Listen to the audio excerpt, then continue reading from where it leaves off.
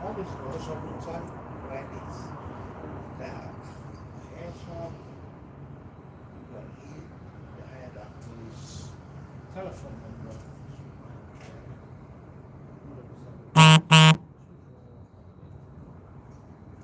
And this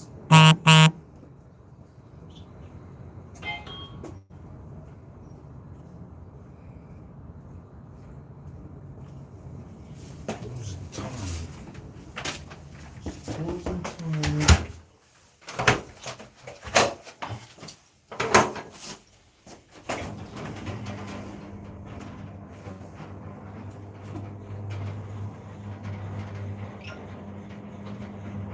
Closing time.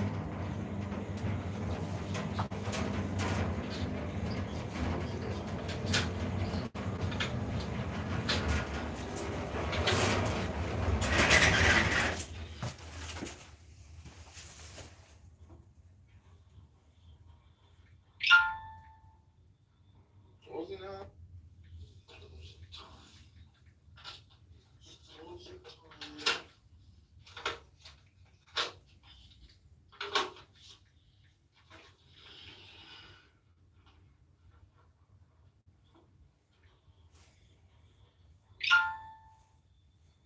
Closing time. Closing time.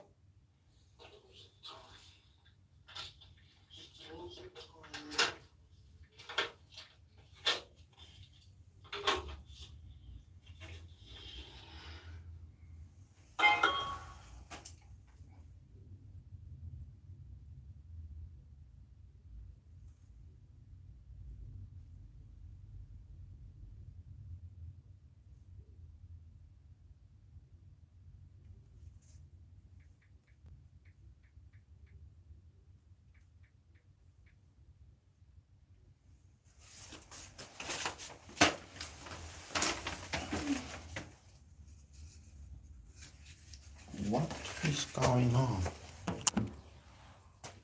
What is going on?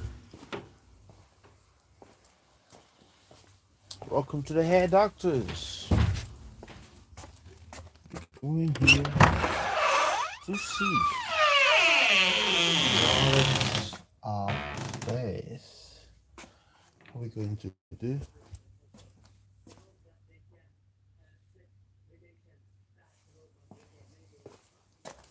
Turn it off.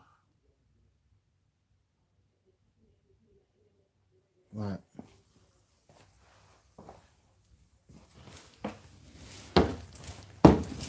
This is going. Changi. Switch it off.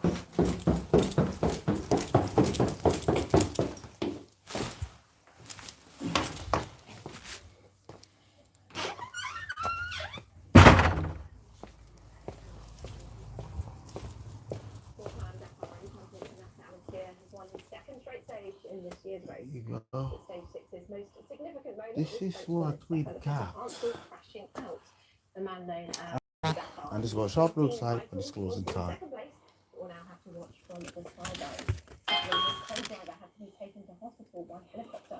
Carlos Sainz was out, but there was no medical attention required that day. Amateur stage win means his post has been extended to more than an This is hour. what it looks like when it's closing time. That is all your sport for now. I'll have more later, Neve. Many thanks, Gemma. Well, that's it for me, Neve Barker, for this news hour. It's over to Mariam Namazi in London with more of the day's news. You're watching Al Jazeera. Right. I need to go. Let's call it there.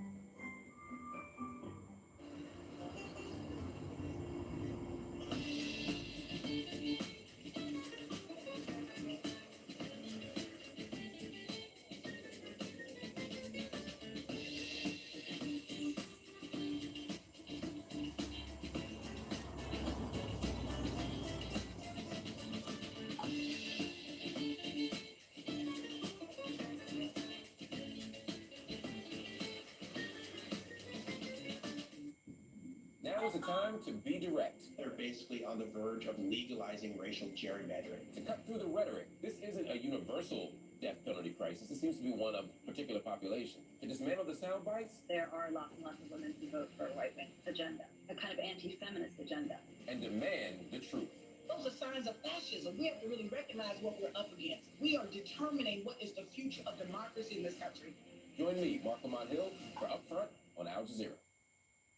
On Counting the Cost, we look at what's in store for real estate as the risk of a global recession increases, while millions of homeowners in the Eurozone are highly exposed to rate rises during any economic downturn, and we ask what you might want to do to protect yourself. Counting the Cost on Al Jazeera. One day I might be covering politics, and the next I might be covering protests. Crossing from Serbia into Hungary. And what's most important to me is talking to people, understanding what they're going through so that I can convey the headlines in the most human way possible. Here at Al Jazeera, we believe everyone has a story worth hearing.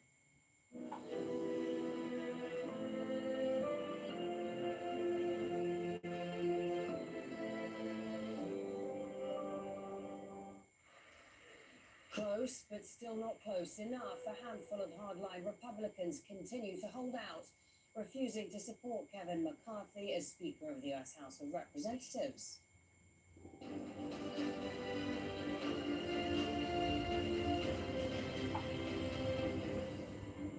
Hello, I'm Marianne Namazi in London. You're watching Al Jazeera. Also coming up on the programme this hour, the brave actions of law enforcement remembered as events are held to mark the storming of Capitol Hill. Israel's Security Cabinet unveils tough sanctions against the Palestinian Authority after the UN's top court is asked to rule on the legality of occupation. And the fallout from the arrest of a Mexican drug lord. 1,000 troops are deployed following a night of deadly violence.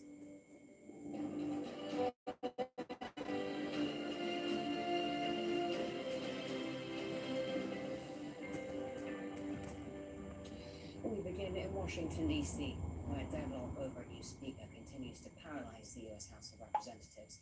And as voting enters its fourth day, the Republican nominee, Kevin McCarthy, has, for the 12th time, failed to win a majority.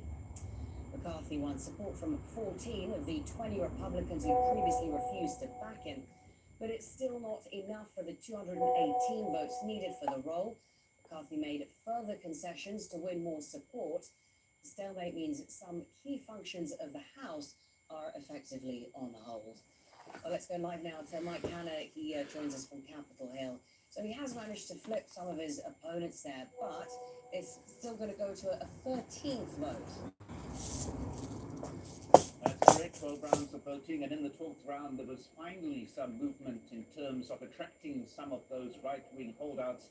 He got 14 votes who had been voting against him before, but still 7 legislatures voted against him. Now, the magic number, if everybody votes, is 218, but this is not a fixed figure, because if any of the members votes present and doesn't make a choice, that reduces the number of votes that McCarthy needs. So if one votes present, then he needs 217. So it's not a fixed barrier. It is something that shifts and changes all the time. What is very clear, though, is that McCarthy needs to persuade at least 3 of those 7 holdouts to come over and join the others who've broken ranks if he's going to become the next Speaker of the U.S. House.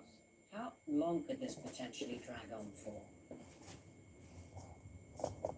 Well, it could continue to drag on through the weekend if he doesn't get those extra votes from those 7 who are holding out.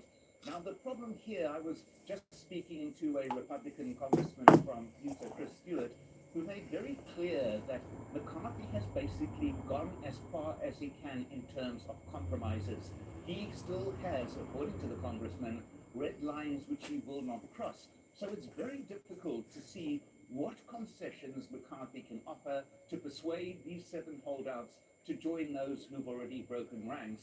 That is the issue. If they have not broken ranks at this particular point, it would appear that he has nothing else to offer. This would mean that he will not win the next vote, that 13th vote, if those 7 continue to hold out. So it's a very difficult period for McCarthy. He's managed to break the ranks of those who are holding out, but the 7 whose votes he still needed clearly have not been attracted to concessions that he's prepared to give so far. What can he offer them? It would appear from what the congressman told me that he has nothing left to offer, because that would alienate the moderates within the Republican Party, who would get increasingly angered should he overdo the concessions and the compromises that he makes. So McCarthy still remains in a very difficult position, apart from at least breaking that logjam with 21 against. He's now only got 7. All right, well, so he's making a bit of progress, but nonetheless, that tug of war in the House of Representatives continuing as it moves to a 13th vote now to choose a speaker. For now, Mike Hanna, thank you very much for bringing us the latest from Capitol Hill. But it's a very important day. Washington, D.C. is marking actually a very dark chapter in its history. It was 2 years ago when the U.S. Capitol was stormed after then President Donald Trump told his supporters to march to the building and fight like hell against what he claimed was widespread voter fraud in the presidential election. Members of the House of Representatives gathered on the steps of the Capitol building for a remembrance ceremony to pay tribute to the officers who kept them safe and to remember the 5 people who died. The January 6th insurrection shook our republic to the core. For many in the Congress and across our country, the physical, psychological, and emotional scars are still raw. Yet from the unspeakable horror sprang extraordinary heroism. Law enforcement heroes confronted the insurrectionists to protect the Capitol, the Congress, and our Constitution. And it's with great respect and admiration that we are joined by the families this morning. Thank you to the families for considering us worthy to share your grief, to honor your loss.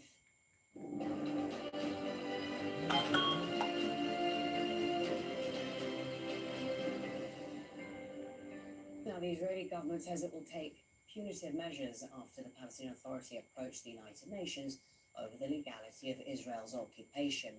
On Thursday, the UN Security Council held an emergency session after the intrusion into the Al-Aqsa Mosque compound by Israel's National Security Minister, Itamar Ben-Gvir. The move angered Palestinians and provoked international condemnation. Last week, the UN General Assembly asked the International Court of Justice to provide an opinion on the legality of the occupation. But Israel is saying that it's going to impose a moratorium on new Palestinian construction and withhold tax revenues. Al Jazeera's Imran Khan reports now from occupied East Jerusalem. On Thursday, the National Security Cabinet met for the first time this year, and they swung into action implementing a number of sanctions against the Palestinians. I'm just going to run you through them. The first 2 are about money. Now, they're going to stop transferring money to the Palestinian Authority, and instead that money will be used to compensate what they're calling victims of terrorism, Israeli victims of terrorism. And then what they're going to do is any money that the Palestinian Authority is giving to Palestinians itself as a result of complications when it comes to the occupation, they're going to offset that, and then they're going to give it to the Palestinian Authority. Those are the 2 policies. We also put the moratorium on construction and all the treatment of Palestinian workers. And what does that mean? That you construct now will be illegal. Hello? Despite the fact it's actually being territory. Then, are you still in the shop? Benefits to VIPs. Yeah, if you come down fast, because what we are doing is going to take us there to court. Okay, Yeah, so okay, come down. okay, no problem. See you soon. Bye-bye. Meetings to go and travel abroad. They're just going to make it as difficult as possible. Then finally, and this is alarming, humanitarian aid organizations, they say that action will be taken against organizations in Judea and Samaria, which is the Israeli term for the occupied West Bank, that promote terrorist activity or any hostile activity. And that includes anybody working under the guise of humanitarian aid. So these are very tough sanctions. Artillery fire has been heard in Ukraine despite the scheduled start of a 36-hour unilateral ceasefire called by the Russian President Vladimir Putin. Ukraine rejected the offer, and both sides are accusing the other of continuing with shelling. The temporary truce is to coincide with the Orthodox Christmas holiday. The regional governor of Kherson says 1 person was killed and 4 others injured in Russian shelling of a fire station that took place just before the start of the ceasefire. Kramatorsk was also attacked by rockets. President Volodymyr Zelensky says the Russian truce offer is an attempt to buy time to move their troops into place.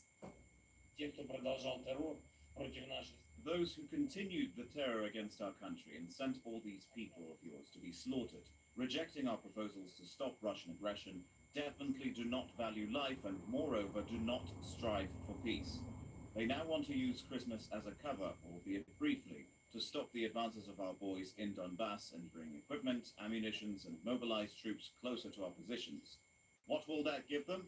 Only yet another increase in their total losses. Well, Charles Stratford has been reporting on this story. He's got more from the capital, Kyiv.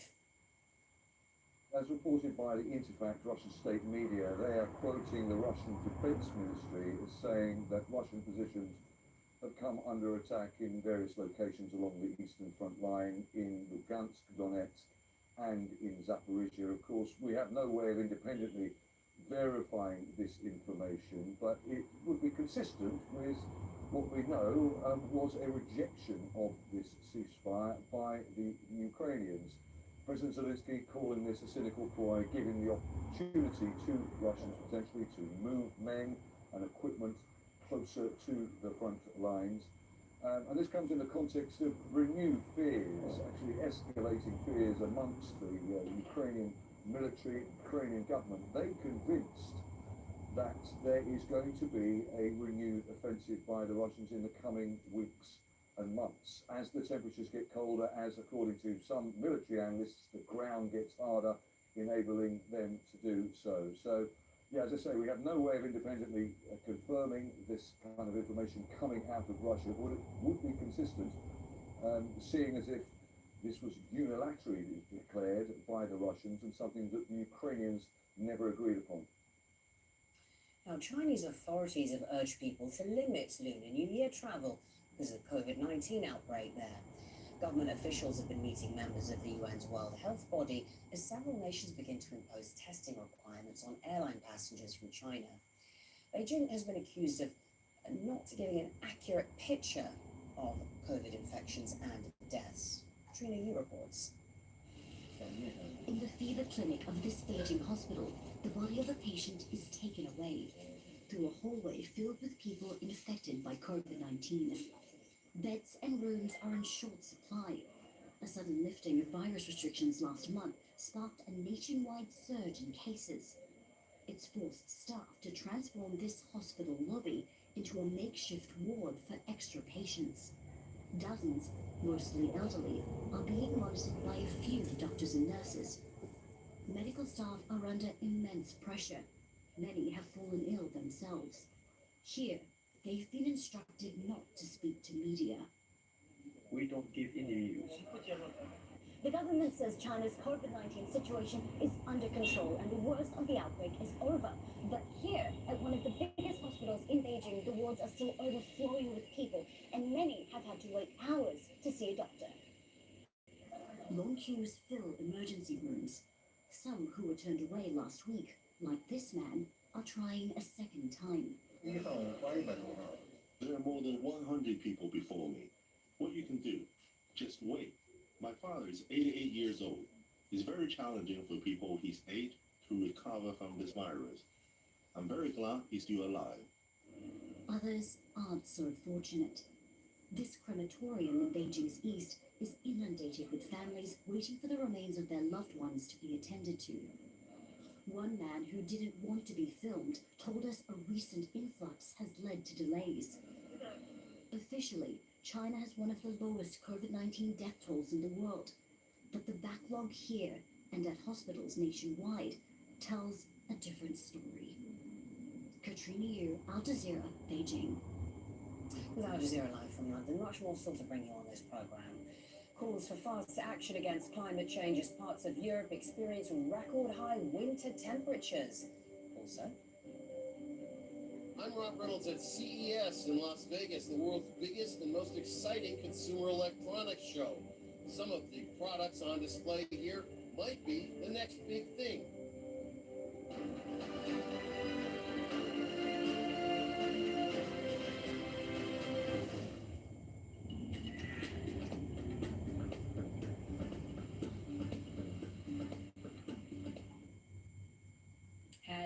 Now, 2022 was the hottest year on record for parts of Europe, and that warmth carried through to the new year. But of course, those balmy conditions meant there wasn't much snow falling on the slopes. That is going to change. We're going to see more in the way of winter weather across more central areas, but still a lot of warmth to be found in the west. Now, that's going to match up with this bitterly cold air blowing down in the east, knocking temperatures down to the likes of Western Russia, Ukraine, and we are going to see that happen for some of the Balkan states. Now, that doesn't mean because it is warm in the west, it isn't wet. We have got those fronts rolling in from the Atlantic with blustery showers for Britain and Ireland. We've got warnings out for heavy rain for the southwest of reaching across northern areas of France. Now, when it reaches Scandinavia, it turns into snow, significant snow from Norway, Sweden, and Finland. Remains very wintry here. Now, across more central areas, much clearer on Saturday, but by Sunday you can see that rain sweeping in. It's going to turn into snow in the Alps, and we'll see some of that wintry weather dripping across towards the southeast, but still lots of sunshine and clear skies to be found in the likes of Greece for Athens, but heavy rain to come for Portugal. That's your weather update.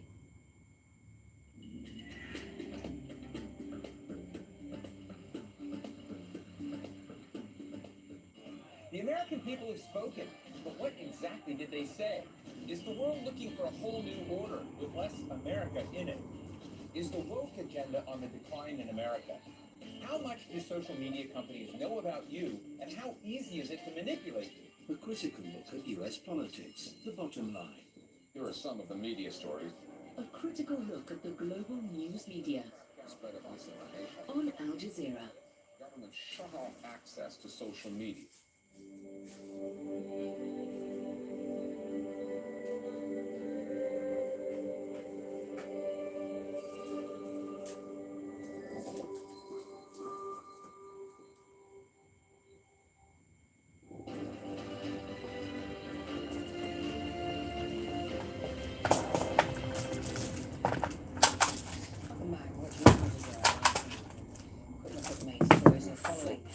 Voting for the Speaker of the U.S. House of Representatives has entered a fourth day, and Republican nominee Kevin McCarthy, for the 12th time, failed to win a majority. But 14 of the 20 Republicans who had previously refused to back McCarthy switched their support to him in that 12th round. It wasn't enough, though, for the 218 votes needed for the role.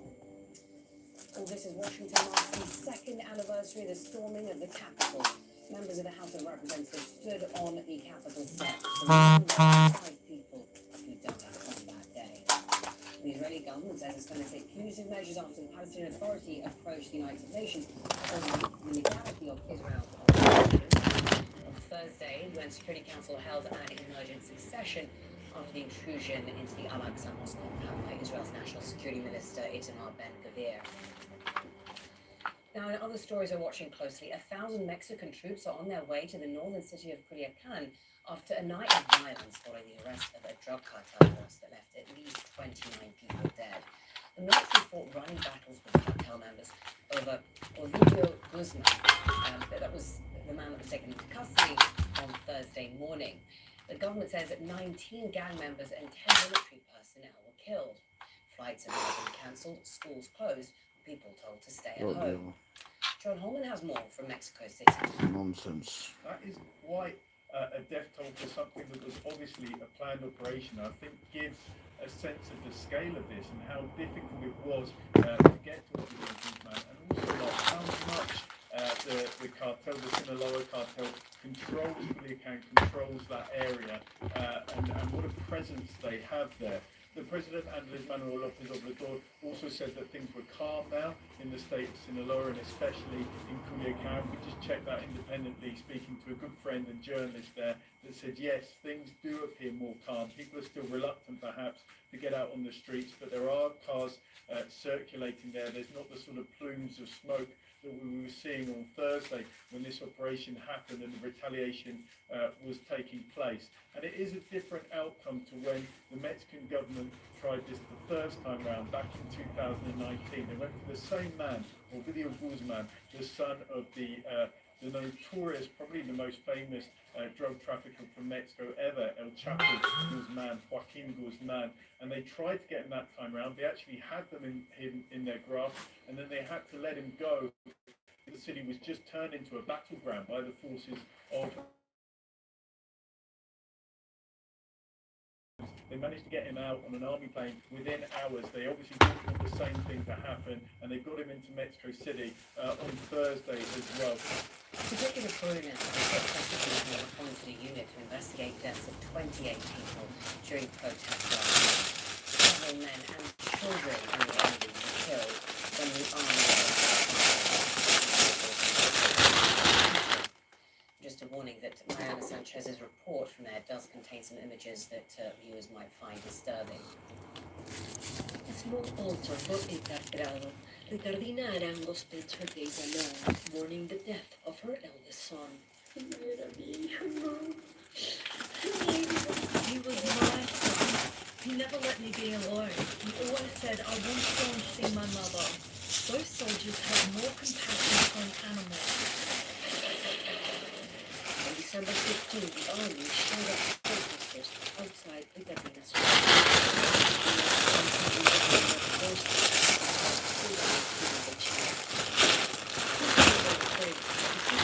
looking out the window when she says helicopters flew over them. She and her husband ran to a back room for cover, terrified. I thought it was going to be like those years ago when there were people dead here and there. I thought we have to escape. We just prayed to God. For many and many in Ayacucho, the violent demonstrations brought back memories of a deadly past. Ayacucho was at the heart of Peru's internal armed conflict. In the 1980s and 90s, security forces and Shining Path rebels waged a war that left nearly 70,000 people dead, most of them civilians. Lawyers are collecting evidence to build a case against the soldiers who opened fire in December, as well as those responsible in the chain of command. On Thursday, a lawyer filed a constitutional complaint in Parliament against President Duterte and some ministers for the deaths and injuries of protesters by police and the armed forces. Many people who lived through the hours the shootings went on around this area told us they don't want to speak about what they witnessed because they say they're afraid of retaliation. Peru's top prosecutors said a new unit of human rights prosecutors will investigate the deaths.